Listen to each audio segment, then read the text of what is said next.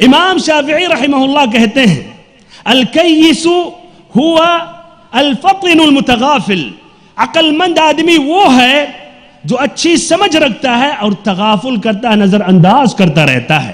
امام احمد بن حنبل رحمہ اللہ کہتے ہیں 9 اعشار حسن الخلق فی التغافل، 10 حصے میں سے 9 جو حصہ ہے حسن خلق، اچھے اخلاق کے 10 حصوں میں سے 9 حصے تغافل اور نظر انداز میں ہیں۔